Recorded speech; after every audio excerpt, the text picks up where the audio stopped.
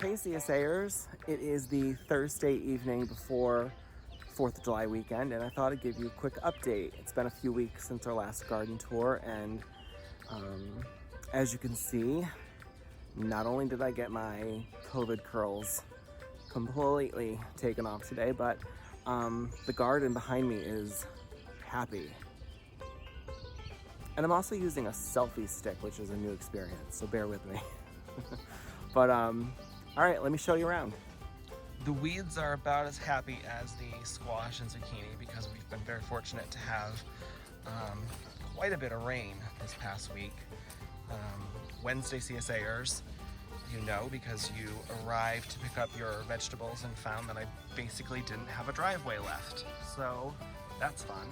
But squash and zucchini are coming in strong. Look at that new friend. And look at all of those new friends. That's good stuff. Confession, I came into the garden to start picking squash and zucchini, but I'm really exhausted and they're really heavy, so making this video is not just my attempt at good communication with you, it's also an opportunity to take a little walk and take a breather, but I really have some work to do. Coming out of the rows of zucchini and yellow squash, we have lots of long rows of the fall squashes. Butternut, eggcorn, spaghetti, some decorative gourds. Right beside those vining squash plants, we have cucumbers, everyone's favorite. We are so close. Share a secret with you? They're probably my favorite thing out of the garden. Moving on from the fall squashes, the cucumbers, we have peppers and cabbage and broccoli. I have a few varieties of cabbage for you. I have a few varieties of broccoli for you. As I mentioned last time, I do a few plantings so that we have ongoing harvest opportunities. You can see that the leaves of the broccoli grow very high. The leaves of the cabbage grow low and spread out. How beautiful is that? I mean, isn't that just gorgeous? I digress. So we're a few weeks away from broccoli. You can see the leaves are big, happy, and healthy. And down in there, broccoli crowns are starting. Right beside one of the rows of broccoli and cabbage, we have all kinds of peppers. Just happen to be next to some very hot ones that are very close to being ready. And some cherry bomb peppers. Also coming in quickly, we have some of the bell peppers. Okay, poor time management. We're losing light, so I'm gonna speed this up. Right beside the varieties of peppers, we have eggplant and your green beans, yellow beans, purple beans, and I'll take you into the other garden and show you tomatoes. Maybe before I race over to the other garden with the greens and the tomatoes, I'll share with you the beets because we're walking right by them and they're really close to being really, really good. I find root crops a labor of love. Because I plant in very heavy compost, there's a ton of weed seeds, so they're not always pretty when growing, but they're beautiful when harvested and really, really healthy for you.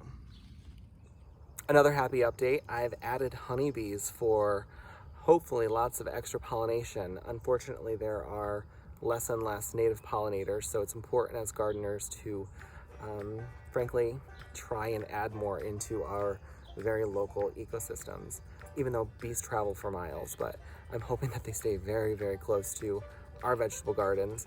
I am not a skilled beekeeper by any means. I'm hoping someday to learn how to harvest the honey, but for right now, they're here for pollination purposes, and they're not aggressive, generally. You're not really supposed to actually stand or be in front of the hive, so I'm totally taking a risk with my life being here for you. But they're here to do a job, generally. Stay out of their way, they'll stay out of yours. And hopefully they'll get to work. So in my first garden tour video, I showed you how I go about pruning all of the different tomato plants.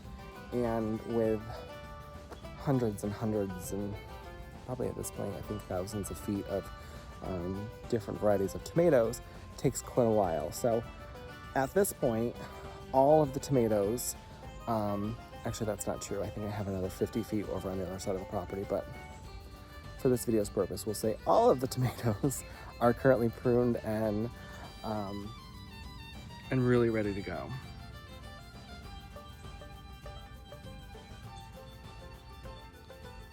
So it's Thursday evening. We have a holiday weekend coming up, and generally the weekends are really good, large blocks of time for me to do some weeding. So with all the rain and the fact that we're 4 days into the week at this point, the gardens are not looking their best. However, they're productive, and that's happy news. I wanted to show you the tomatoes. So at the beginning, as the tomatoes are getting established, and the better tomatoes come from the larger, happier, healthy plants. At the beginning, they're getting settled, they're getting acclimated, and frankly, the plant isn't large enough to put a ton of energy into the very first tomatoes that come onto the vine. Those, let's see, can look a little janky or just gross. And they go to the chickens. But otherwise, once the tomatoes start turning, you will not be disappointed. Moving up and past the tomatoes, the large slicing tomatoes, I should say, we got a lot of rain. We can come into some of the late lettuce, some more cabbage and broccoli that desperately need to be weeded, and over to, look at this happy lettuce. Over to more happy lettuce, hundreds of feet of kale. This just makes me happy.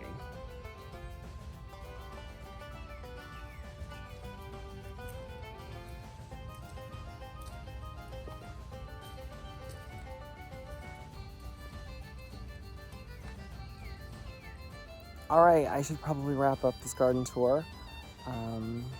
Use the last little bit of light to go pick some zucchini and some tender, small yellow squash.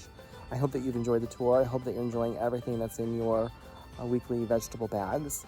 As always, please don't hesitate to reach out to me with any problems, questions, concerns. Always happy to have a conversation, open the dialogue, and make sure that at the end of the day, we're all happy. So have a wonderful holiday weekend with your family and stay safe.